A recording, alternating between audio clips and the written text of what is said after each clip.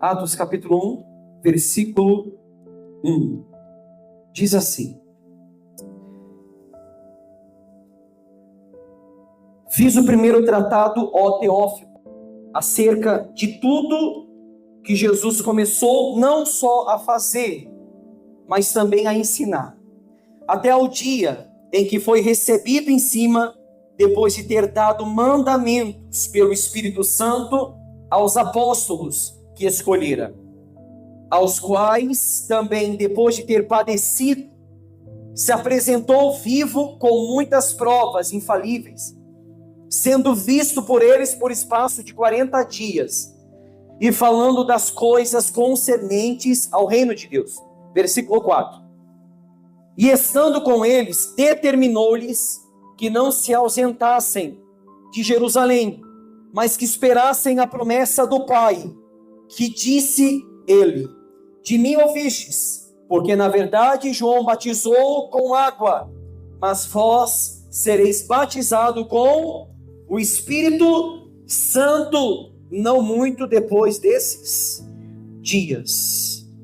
Aqueles, pois, que se haviam reunido perguntaram-lhe, dizendo: Senhor, restaurarás tu nesse tempo o reino de Israel? E disse-lhes: não vos pertence saber os tempos ou as estações que o Pai estabeleceu pelo seu próprio poder, mas recebereis o poder do Espírito Santo, que há de vir sobre vós, e ser-me-eis testemunhas, tanto em Jerusalém, como também em toda a Judéia e Samaria, e até os confins da terra. E quando dizia isso, vendo eles, foi elevado às alturas, e uma nuvem o recebeu, ocultando-o a seus olhos. E estando com os olhos fitos nos céus, enquanto ele subia, eis que junto deles se puseram 2 homens vestidos de branco, os quais lhe disseram: homens galileus, por que estáis olhando para o céu? Esse Jesus que dentre vós foi recebido em cima no céu, há de vir assim como para o céu o vistes. E então voltaram para Jerusalém do monte, chamado das Oliveiras, o qual está perto de Jerusalém, à distância do caminho de um sábado. E entrando, subiram ao cenáculo, onde habitavam Pedro, Tiago, João, André, Filipe, Tomé, Bartolomeu, Mateus, Tiago, filho de Alfeu, Simão Zelote e Judas, irmão de Tiago. Todos eles, perseveravam unânimes em oração e súplica com as mulheres, e Maria, mãe de Jesus, e com seus irmãos. E naqueles dias, levantando-se Pedro no meio dos discípulos, ora, a multidão junta era de quase quantas pessoas? 120 pessoas. Quantas pessoas? E disse: homens, irmãos, convinha que se cumprisse as escrituras, que o Espírito Santo predisse pela boca de Davi, acerca de Judas, que foi o guia daqueles que prenderam Jesus, porque foi contado conosco e alcançou sorte nesse ministério. Ora, esse adquiriu um campo com o galardão da iniquidade, e precipitando-se, rebentou pelo meio, e todas as suas entranhas se derramaram. E foi notório a todos os que habitavam em Jerusalém, de maneira que na sua própria língua esse campo se chama até hoje Alcedama, isso é, campo de sangue. Até aqui. Se você continuar lendo, você vai ver que todas essas pessoas, os 120, eles estavam aonde? Dentro do templo. Pode acender, por gentileza. A pregação de hoje vai ser rápida, mas ela vai ser evangelística. Para quê? Para a reunião principal da igreja, que é qual? Oração. Culto de oração. Por que o culto de oração ele é escasso? Por que não há, como nós estamos vivendo na quinta-feira, a fé dos avivamentos? Por que hoje em dia não se vê mais igreja avivada? Nós não estamos falando de avivamento, barulho na igreja, pula-pula, berro, não é isso que é avivamento. O avivamento que aconteceu no livro de Atos, capítulo 2 em diante, o avivamento que aconteceu na história da igreja, no Velho Testamento, nós passamos já durante 3 quinta-feiras, falando sobre os avivamentos do Velho Testamento. O que os líderes religiosos apresentavam ao povo? Qual que era a primeira causa que antecederia um avivamento? Era a reunião, era o culto solene, onde todos se reuniam no mesmo lugar, com pranto, com choro, com lamento e orações e intercessões pelos seus pecados. E a Bíblia diz que ali havia confissão de pecado. Podem sentar, obreiros. E se a gente continuar estudando sobre os maiores avivamentos, não só do Velho Testamento, como na história da igreja, nós vamos encontrar o avivamento do país de Gales, nós vamos encontrar o avivamento da Rua Azusa, nós vamos encontrar o avivamento que aconteceu por intermédio de Martinho Lutero, nós vamos encontrar o avivamento que varreu as ruas da Escócia, através de John Knox. Nós vamos encontrar vários avivamentos que fez mudança na vida do povo. Primeiro ponto que antecede o avivamento, começa dentro da igreja, por um homem ou mulher de oração. Você vê aqui no livro de Atos, capítulo 1, esse livro de Atos, ele apresenta a história da igreja cristã, a igreja primitiva, a primeira igreja, e também a propagação do evangelho de Cristo. O livro de Atos foi escrito pelo próprio Lucas, o médico. E é tão incrível que Lucas, ele não viu Jesus pessoalmente. Ele não teve contato com Jesus. Ele era um discípulo, mas não apóstolo. Ele era o escritor de Paulo. Paulo falava e Lucas escrevia. Então Lucas escreveu o livro de Atos. Lucas teve todo o cuidado para falar sobre Cristo. Lucas teve todo o cuidado para falar sobre a caminhada da igreja. Lucas teve todo o cuidado. O que é uma igreja genuinamente nascida de novo? O que é uma igreja baseada no batismo do Espírito Santo? Uma igreja que recebeu o batismo do Espírito Santo é totalmente diferente da igreja contemporânea de hoje em dia. Por quê? Porque aonde há o Espírito, ali também há liberdade. A Bíblia mesmo fala sobre isso. Por que há liberdade? Pessoas que eram talvez presas em algum tipo de vício, foram libertas pelo Espírito. A Bíblia diz que o Espírito Santo convence o homem da justiça, do juízo e do pecado. Então, uma igreja que ela recebeu a marca e o selo do Espírito Santo é uma igreja que vive em santidade. É uma igreja que procura santificar-se. Uma igreja que procura fazer aquilo que agrada à palavra de Deus, que agrada ao próprio Cristo. Então, o livro de Atos foi escrito por Lucas, o médico. Porém, através de muitas informações, Lucas ele teve todo cuidado para apresentar nesse livro os atos dos apóstolos, a sua caminhada com Cristo quando esteve no meio deles. Amém, pessoal? O livro de Atos ele começa narrando sobre a ascensão de Jesus. Quando Jesus se ascendeu aos céus, ou seja, quando ele recebeu glória nos céus, quando ele recebeu poder nos céus. Porém, Lucas diz que antes de ir para o céu, Jesus deu ordem para o Espírito Santo, ou seja, antes de ele ir, ele comunicou todos os discípulos falando, eu vou junto do Pai, mas vocês não vão ficar órfãos, eu vou deixar o Consolador, eu vou junto do Pai. Por que a igreja cristã ela acredita na Trindade? Por que a igreja cristã ela acredita no único Deus, amém? O único Deus. Se você ler o Shema Israel, lá de Deuteronômio 6,4, diz, ouça, ó Israel, o Senhor nosso Deus é um. Shema Israel Adonai Eloheinu Adonai Echad. Ouça, ó Israel, o Senhor nosso Deus é um. Algumas pessoas que não entendem a Trindade, elas dizem que nós adoramos 3 deuses. Mas eu vou dar um exemplo muito básico para você compreender o que é Deus em 3 pessoas. Talvez é um exemplo muito pequeno, mas é o suficiente para você entender. Se você pegar um copo de água agora, e colocar no congelador da geladeira, essa água vai virar o quê? Vai virar gelo. Então a água foi para o seu estado sólido. Tira essa água do congelador, coloca num dia quente em cima da mesa. Aquele gelo vai derreter. Essa mesma água vai voltar para o estado líquido. Pega essa água, coloca dentro de uma panela. e liga o fogo e deixa fervendo, vai fazer o quê? Vai evaporar, vai virar no estado gasoso. A mesma água tem 3 estágios: líquido, sólido e gasoso. São coisas diferentes. Você não consegue tomar uma pedra de gelo. Você não consegue tomar uma água evaporada. Mas é água.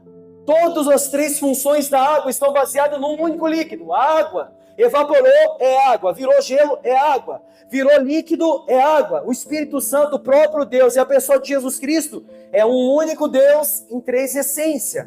Todos os 3 trabalhando a respeito da salvação do homem. Isso nós aprendemos na escola bíblica, sobre os 3 pilares da soteriologia. Qual que é o primeiro ponto? Justificação. Papel de quem? De Cristo. Naquela cruz, a Bíblia diz que Cristo nos justificou dos nossos pecados. Antes, como diz a própria palavra de Deus, éramos inimigos de Deus, mas Ele reconciliou a gente consigo mesmo. Se você continuar lendo a palavra de Deus, no livro de Colossenses, você vai ver que a Bíblia diz que havia um tratado de dívida que era contra nós, e Ele cravou na cruz. Primeiro ponto da salvação do homem: justificação. O homem era culpado, mas Cristo nos tornou justo. Pastor, mas não há justiça na gente. De fato, essa justiça que opera em nós provém de Cristo. A Bíblia diz que nós éramos condenados.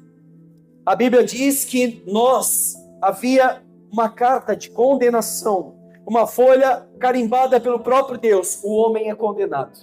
Mas Cristo naquela cruz pagou o preço para que eu e você pudesse se tornar justo diante dele.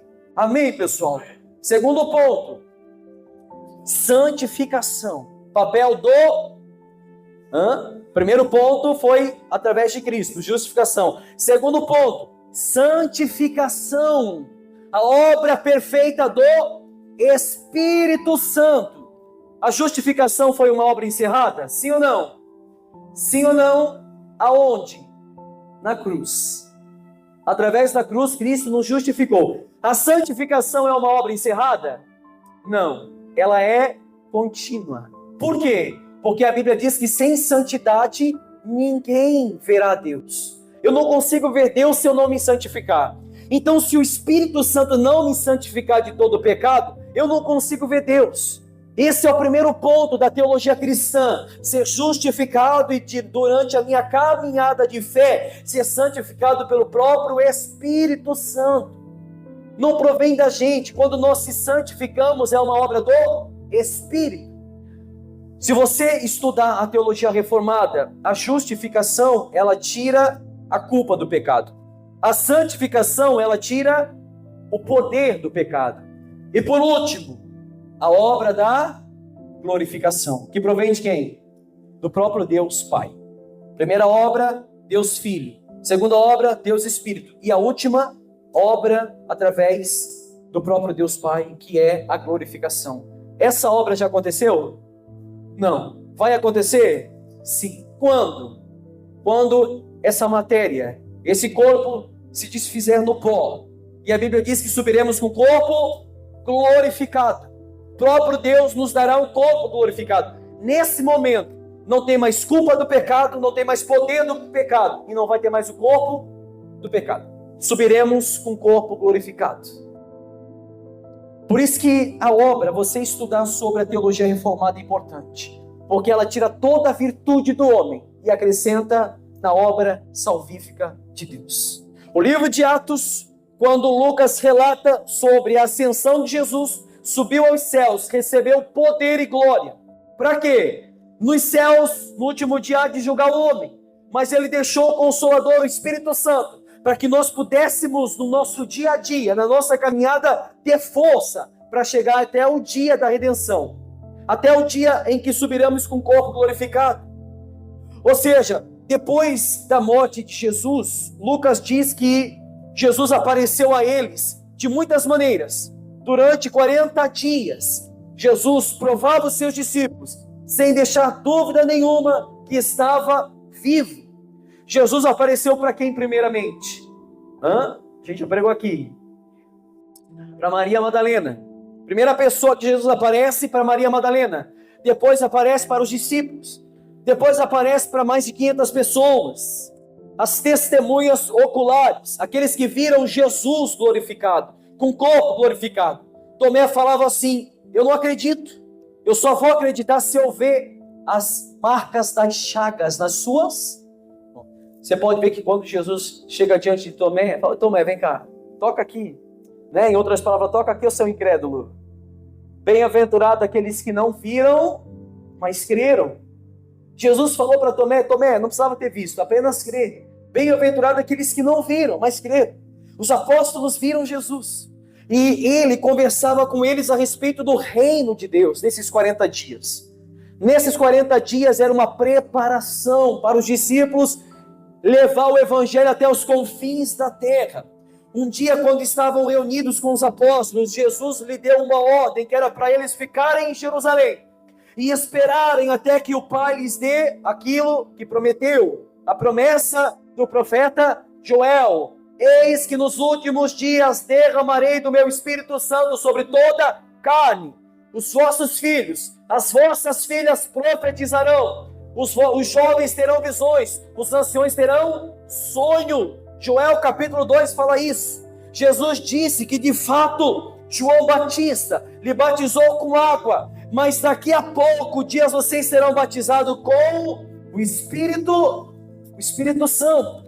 João Batista batizou vocês com água, mas daqui a alguns dias vocês serão batizados com o Espírito Santo.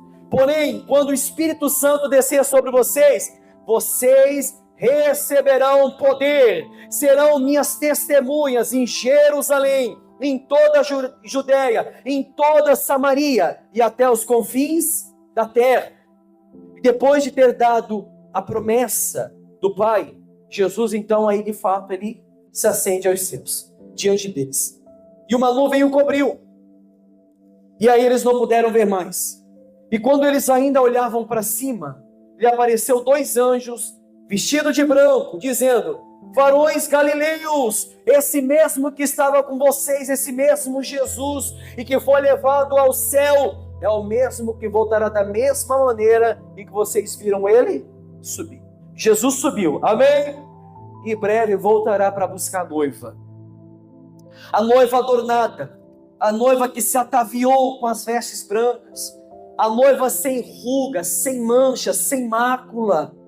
O que é sem mácula? Sem pecado, sem a fissura do pecado. Isso é uma igreja sem mácula, isso é uma igreja santa.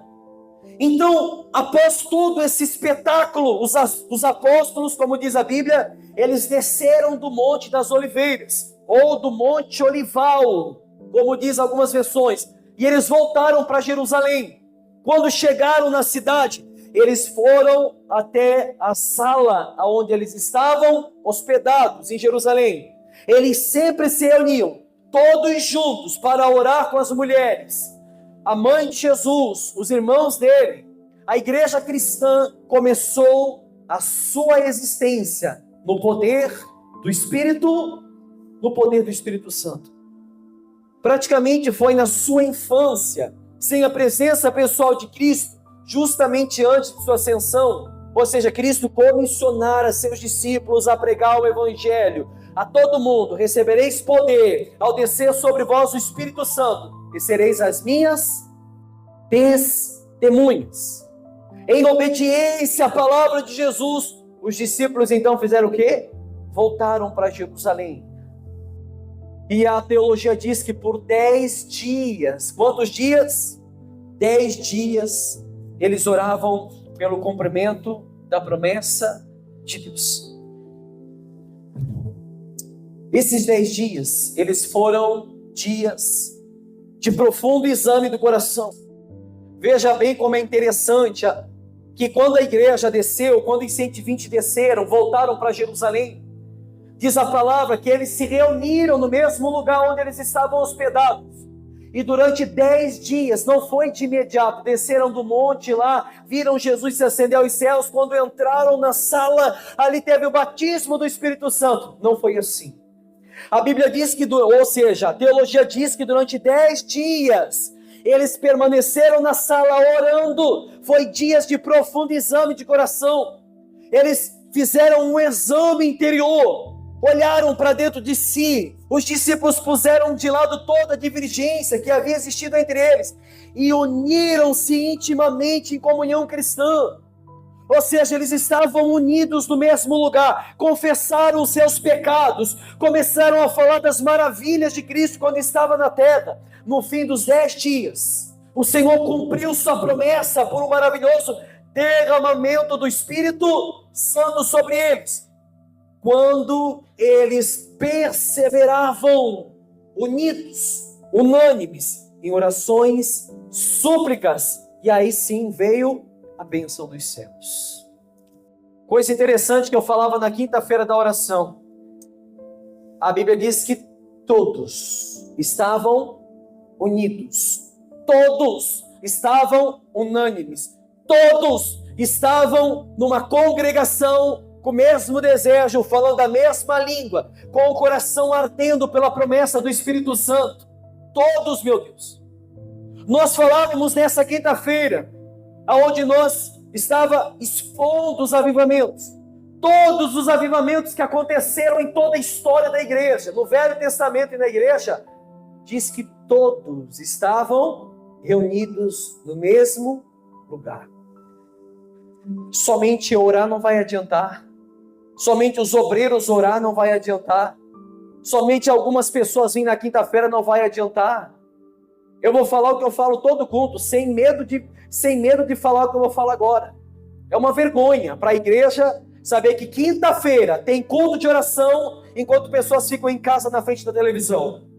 É uma vergonha sabendo que o membro que diz ser convertido, o membro que diz ser salvo, o membro que diz que só está esperando a vinda do Filho do Homem para subir com poder e glória, é uma vergonha. O mesmo que professa a salvação é o mesmo que quando tem um culto de oração na igreja dele, está em casa assistindo televisão, ou na frente de um celular. Você que não conhece o culto de quinta, venha e veja. É uma vergonha, pessoal. Mas bem-aventurado aqueles que estão presentes na oração, porque de fato a oração não é para todos. A oração é a maior ferramenta, a maior arma que Deus deixou para a igreja. Pastor, eu trabalho. Não é para vocês. Não estou falando de vocês. Nós oramos por vocês. Você que trabalha, você que estuda, você que cursa, faz faculdade, não tem problema. A igreja está em oração por vocês. Agora, você sabendo que tem um culto de oração na sua igreja, como que nós podemos dizer para Deus: aviva-nos, aviva a tua obra no meio do teu povo, enquanto é um cabo de guerra, enquanto outros oram, alguns estão intercedendo, numa intercessão, para que Deus mova os céus, para que essa igreja possa ver novamente o que Ele fez no passado. Muitos estão em casa se deleitando no pecado, muitos estão em casa, perdendo tempo, jogando a sua salvação no lixo, porque é como se eu falasse assim: Senhor, tá vendo esse celular aqui? Ele é muito mais importante que o Senhor. Tá vendo essa televisão? Tá vendo essa novela, essa série, esse filme, esse jogo de futebol que eu estou assistindo? Ele é muito mais importante que o Senhor. Porque eu não posso crer que enquanto a igreja está de joelho no chão, suando sangue sobre o seu rosto, orando e intercedendo pela igreja, nós estamos deixando se levar pelos nossos desejos, pelos nossos prazeres. Todos os avivamentos que aconteceram, a igreja inteira estava reunida no mesmo lugar. Reunidos no mesmo lugar. Numa dessas reuniões de oração, estava presente mais ou menos 120 seguidores de Jesus. Quando chegou o dia de Pentecostes, todos os seguidores de Jesus estavam reunidos ainda no mesmo propósito, no mesmo lugar. Diz a palavra que de repente veio do céu um som de um vento impetuoso e veemente e encheu a sala, encheu aquele lugar, como diz a própria palavra de Deus, na versão da nova tradução da linguagem de hoje. De repente veio do céu um barulho que parecia de um vento soprando muito forte, encheu toda a casa em que todos estavam sentados. Todos ficaram cheios do Espírito Santo e começaram a falar em outras línguas de acordo com o poder do Espírito Santo dava a eles.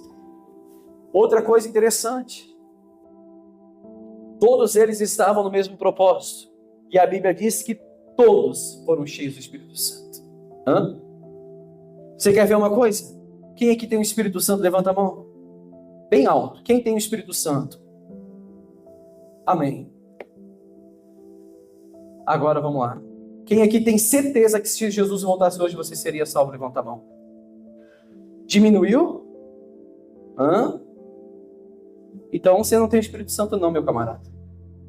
Pastor, como assim? Como é que você pode ter o Espírito Santo dentro de você e você ter dúvida da tua salvação? Como pode? Como pode você dizer ter o Espírito Santo? Porque a Bíblia diz que o Espírito Santo, e não entristeçais o Espírito Santo, a qual estáis selados para o dia da redenção. O que é redenção? Salvação por intermédio de Cristo Jesus. Como eu posso dizer ter o Espírito Santo se eu mesmo tenho dúvida da minha salvação? Então eu não tenho. Porque é Ele que convence da justiça, do juízo. O que é juízo? Condenação. Do pecado. O que me leva para o inferno? Pecado. Ele me convence. É um conchetes. É um grupo de utilidade do Espírito Santo na vida do salvo. A Bíblia diz que esses 120 estavam reunidos. Todos eles foram batizados pelo Espírito Santo. Qual foi o resultado do derramamento do Espírito Santo no dia de Pentecostes? As boas novas de um Salvador ressurreto foram levados aos confins do mundo habitado. Ou seja, outra coisa, tem o Espírito Santo? Tenho, pastor. A Bíblia diz, aqui no livro de Atos, que aqueles que foram batizados pelo Espírito Santo fizeram o quê? Saíram pelas ruas, falando das maravilhas de salvação, as boas novas. Você tem feito isso? Você que tem o Espírito Santo? Você tem saído nas ruas? Tem evangelizado? Você tem ido atrás das almas afastadas? Ou você talvez é uma pedra de tropeço, um mau exemplo? Que quando a Bíblia diz que nós temos que ser testemunha, não é apenas da boca para fora. O verdadeiro cristão às vezes não precisa falar nada. A sua própria vida demonstra quem ele serve. A sua própria vida demonstra de fato e de verdade quem é o Deus que ele serve. Eu canso de falar na igreja, há pessoas que me ligam diariamente, falam assim: pastor, eu não vou para a igreja do Senhor. Por quê? Porque tem gente lá que é pior que eu. É verdade. É verdade. A Bíblia diz que nem todos que estão em Israel são israelitas. Nem todos que são filhos de Abraão são filhos da promessa. A Bíblia fala sobre isso. Julga você mesmo. Eu não preciso falar e você vai dar a mesma resposta que eu. Todos aqui dentro vão ser salvos? Não, né? Até você sabe disso. Até você sabe disso. O resultado do derramamento do Espírito Santo foi as boas novas, o evangelho anunciado até os confins do mundo habitado. O coração dos discípulos ficou saturado de uma bondade tão plena, uma bondade tão profunda, de tão vasto alcance, que os impeliu, ou seja, impulsionou eles a ir até os confins da terra a pregar esse evangelho. Pela graça de Cristo, os apóstolos, eles se tornaram o que foram. Foi a sincera devoção da oração, a oração humilde, a oração fervorosa, que os levou à íntima comunhão com o Pai, a íntima comunhão com Deus. E nesse dia foi cumprida a promessa do profeta Joel sobre eles. Foi cumprido.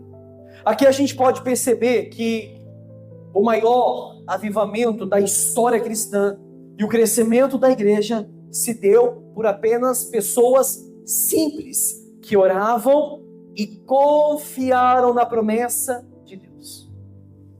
O que precedeu o avivamento? A oração. A oração precedeu o avivamento. Começaram apenas com 12. E ao cabo das reuniões antes do batismo, se agregaram mais 120 pessoas aproximadamente. Na igreja é assim. Começa com 10, no outro culto 5, no outro 3, e aí vai esvaziando. Aqui não. Começou com 12, depois 120, depois mais 500. Depois os judeus falavam assim, a Bíblia diz que eles compungiram dentro de si, no livro de Atos capítulo 3, o que faremos nós, varão galileus? Arrependei-vos dos vossos pecados e todos sejam cheios e batizados pelo Espírito Santo. A Bíblia diz que 3.000 almas foram batizadas. Salvos. Começou a igreja. Depois das 3.000 foram quantas? 5.000 almas. A igreja só cresceu cada dia mais. Por quê? Por causa da oração. Você está vendo como a oração é importante? Você está vendo por que o diabo luta contra você para você não vir para a quinta-feira? Você está vendo por que a quinta-feira é tão escassa? Você acha que o diabo quer ver você de joelhos no chão? Você acha que o diabo quer ver você fazendo aquilo que abala com as fortalezas do inferno? Ele não quer ver. Ele não quer ver. Se a gente puxar para a nossa vida íntima com Deus, a gente está fraco por quê? Por que a gente está fraco? Porque a gente não ora. O que John Wesley, o maior metodista, fala? Aquele que ora deixa de pecar. E aquele que peca deixa de... É simples, meu Deus do céu. Por que caímos? Porque não oramos. Por que tropeçamos? Porque não temos vida de oração. Por que nós deixamos ser levado e talvez a gente não consegue mais voltar? Porque o recinto de oração, aonde eu dobrava meus joelhos, clamava a Deus e ali buscava o Espírito de vida, é o mesmo lugar que eu tornei o meu lugar de queda. Eu já falei aqui muitas vezes, não faça com que o seu quarto se torne um lugar de queda seu, não faça isso. Como, pastor? Seu pecado consciente lá dentro. Cristão de verdade se revela no culto, quando está sozinho. Então as pessoas caem porque não tem vida de oração, as pessoas deixam água entrar no coração porque não tem Espírito Santo, as pessoas deixam ser levadas porque não foram batizadas, as pessoas caem com facilidade no pecado porque não há Espírito, estão cativas nos seus próprios pecados, nas suas próprias iniquidades, meu Deus do céu. A cada dia que passa, mais pessoas sedentas pelo Espírito Santo ansiavam ardentemente pelo batismo. Aqui no livro de Atos, capítulo 2, cada dia que passa, as pessoas desejavam. Hoje, em nossas reuniões de oração, menos pessoas desejam o lugar do rasgar o coração, o lugar do quebrantamento. O que nós falamos nessa quinta-feira? O que Deus falou para o povo? Rasguem o coração e não as vestes. Deus falou assim, o que os judeus faziam? Eles chegavam diante de Deus, rasgavam seus vestidos, colocavam um pano de saco e cinza na cabeça e ia buscar Deus. Mas não se engane, Deus não olha o lado de fora, Ele olha o lado... Não adianta rasgar vestes, não adianta se vestir com pano de saco, quando na verdade o coração está contaminado. Ou seja, por isso que Deus falava assim, rasgai o coração e não as vestes. Deus falava assim, eu não quero que vocês se colocam diante de mim e apenas demonstram uma atitude exterior. Não, tem que ser interior, lado de fora. Aliás, lado de dentro. Ele quer ver uma motivação do lado de dentro. Eu lhe faço uma breve pergunta. O batismo do Espírito Santo, ele era somente para os apóstolos ou ele serve para os dias de hoje também? Hein, gente? Para os dias de hoje também. E se você me respondeu que serve para nós, por que não há mais conversão como existia no passado? Por que não há mais batismo do Espírito Santo, conversão como tinha na igreja de Atos? Porque hoje há menos interesse pelo recinto de oração. Menos interesse.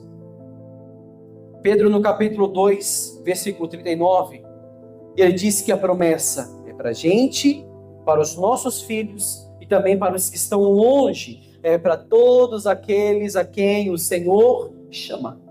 Aqueles a quem o Senhor chama. Por isso que eu falo para o povo da quinta-feira, eu não me preocupo se tem poucas pessoas, não me preocupo mesmo. Porque realmente está todos aqueles que o Senhor chamou. O pastor Eliseu Rodrigues sempre fala, e eu falo aqui quase todo mundo. Quer provar um cristão de verdade? Quer cristão de verdade. Um cristão ferreiro. Olha para o culto da semana, não do culto de final de semana.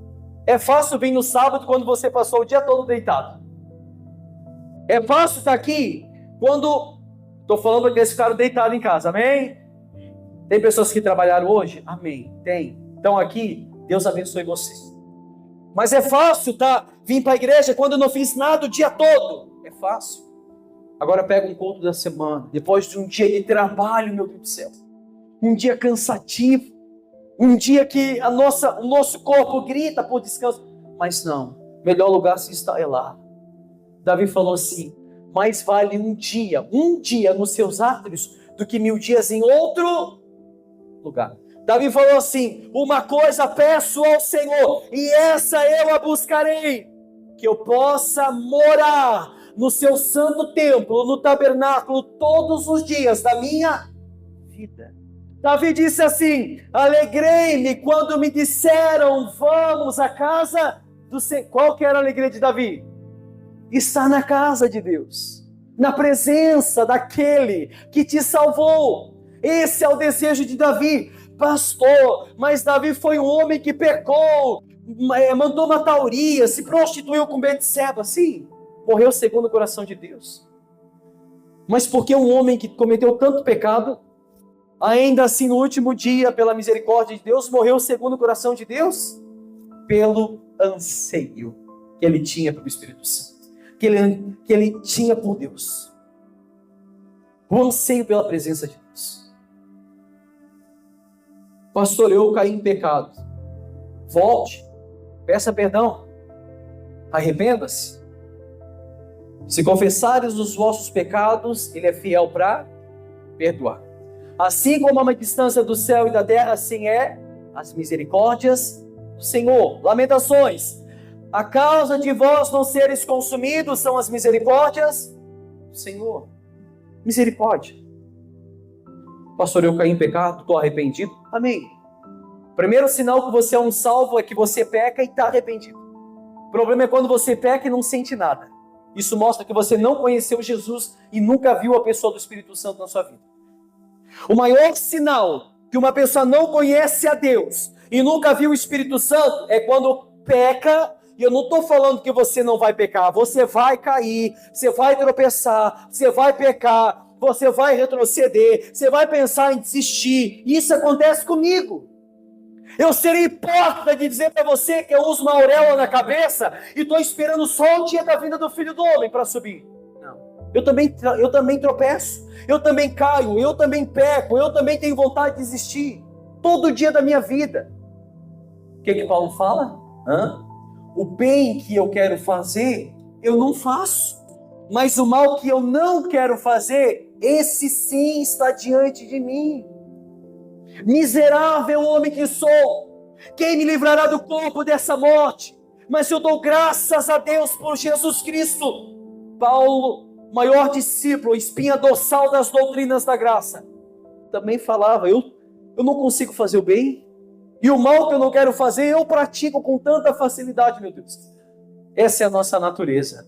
Prazer, natureza do homem. Pecar, tropeçar, cair. Esse é o nosso eu. Esse é o nosso coração. O livro de Reis diz que o nosso coração é morada de chagas.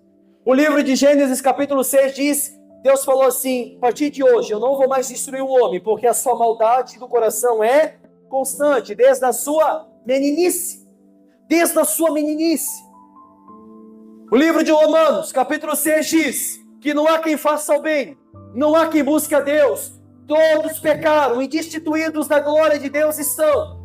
Todos se tornaram inúteis, um por um. Não há quem faça o bem, não há quem busque a Deus. O problema não está no pecar, não está no pecar. O céu é para pecadores? Sim ou não? O céu é lugar para pecadores? Sim, senão a gente não subiria. O céu é lugar para pecadores redimidos. pecadores arrependidos, pecadores angustiados com seus pecados. O céu, ele é para a gente. Amém, pessoal? Se todos tivessem disposição, todos de igual modo seriam cheios do Espírito Santo. Como diz a palavra, e eu falei no começo, ali é onde há o Espírito também há liberdade. Liberdade. O problema sabe qual é o problema da igreja? Posso ser realista com vocês? O problema é que nós queremos o Pentecostes, mas nós não queremos os 10 dias no tabernáculo. Eu quero Deus, mas não estou apto a pagar o preço. Eu quero Deus, pastor. Eu não estou apto para vir para a oração. Não estou apto para lutar contra as minhas vontades. Não estou apto para lutar contra aquilo que grita dentro de mim. Não estou apto. Eu quero ser batizado pelo Espírito Santo. Não tem nem força para vir para quinta-feira. É como eu falei, como eu postei esses dias nas minhas redes sociais. A pessoa não tem nem força para desligar o celular dela. Como é que ela vai ter força para ser salva? Pastor, mas aí está falando que a gente é salvo por nós mesmos? Não. É ali que você demonstra se você é salvo. É ali. Amém? Nós queremos o batismo do Espírito Santo. E nós não queremos pagar o preço que nossos irmãos do passado pagaram de estar todos os dias unidos, unânimes, no templo, orando, em oração, santificação, no partir do pão, nas ações de graça. Em cada alma havia temor e singeleza de espírito. Olha que maravilha que Deus fez aqui nas 6:30, meu Pai, hoje. Olha a igreja como estava em oração. Olha como o clamor estava fluindo. Olha a igreja hoje, às 6:30, como é que estava, como é que o ambiente estava. A igreja orando, é isso que começa a trazer a essência do avivamento. É assim que Deus vai começar a fazer nessa igreja. Como eu falei na quinta-feira, se for para acontecer um avivamento, comece pela gente. Começa por aqui. Tanto a Bíblia quanto os escritos do dom de profecia em nossos dias revelam claramente que a promessa do Espírito Santo é dada a cada um de nós. Deus, ele anseia em derramar o seu Espírito Santo nos dias de hoje sobre a igreja. Não é por qualquer relutância da parte de Deus que o Espírito Santo não tem sido derramado no poder da chuva serôdia, meu Deus do céu. Ou seja, Deus não está relutando contra o homem, é porque nós não fazemos a nossa parte. Nós não queremos orar. Todo o céu, ele espera que o povo de Deus dê os passos necessários para receber o Espírito Santo a fim de concluir a sua comissão. Concluir a sua comissão. A gente precisa urgentemente voltar às práticas genuínas de um novo nascimento. Amém? Para que aconteça um despertar e um rico avivamento nos dias de hoje, precisamos lotar os nossos cultos de oração. E não somente lotar, mas todos aqueles que vêm para a oração devem estar unidos no mesmo propósito e no mesmo espírito. Amém? Então é isso que eu tenho para falar para você hoje. Quer o Espírito Santo? Pague o preço. Não estou falando para você pagar preço para ser salvo, mas para ter o Espírito Santo você tem que pagar preço, meu camarada. Tem que pagar muito preço. Não é de qualquer jeito, não é de qualquer maneira, não é qualquer oração. O que é Ageu? Coloca Ageu capítulo 2, por gentileza, só uma palhinha de Ageu, por gentileza, obreira. Ageu capítulo 2. Olha só, a gente falou nessa quinta-feira, olha o que tem que acontecer. Joel capítulo 2. Joel capítulo 2. Sobre o derramamento do Espírito Santo. Perdão, é isso aí, obreira. Eu estou com Ageu na cabeça. Joel capítulo 2, versículo 15. É isso aí. Joel capítulo 2, 15. Olha só. Olha o que Deus fala através de Joel. Tocai a trombeta em Sião. Santificai um jejum. Convocai uma assembleia solene. Próximo, por gentileza. Congregai o povo, santificai a congregação, ajuntai os anciões, congregai as crianças, os que mamam, saia o noivo da sua recâmara e a noiva do seu aposento. Chorem, sacerdotes, pastores, chorem, ministro do Senhor, entre o alpendre e o altar, e digam: poupa ao teu povo, ó Senhor, e não entregues a tua herança ao opróbrio, para que os gentios o dominem, porque diriam entre os povos: onde está o seu Deus? Então o Senhor se mostrou zeloso da sua terra e se compadeceu-se do seu. Amém? Jejum, choro, convocar uma reunião solene, uma assembleia solene. O que é assembleia solene? Todos reunidos no mesmo lugar, mesmo propósito, oração, jejum, choro. Esse negócio de igreja de hoje em dia tradicional, obrigado, esse negócio de igreja tradicional e fazer campanhas voltadas para o bem-estar do homem e dizer que você tem que estar na igreja feliz, esse é o bem-estar de Deus para você. A Bíblia não fala isso. A Bíblia diz que nós devemos converter a nossa alegria em tristeza, o nosso choro em angústia, em luto. Ou seja, para que Deus possa ter zelo da gente, teremos que estar aqui quinta-feira, sábado, na nossa casa, no nosso recinto, orar, se lamentar, chorar, pedir desesperadamente, copiosamente, para que Deus tenha misericórdia tanto da gente quanto do nosso povo também. Amém, pessoal? É isso que eu tenho para deixar para vocês. Vamos ficar de pé. Aplauda Jesus bem forte que ele merece. Em nome de Jesus.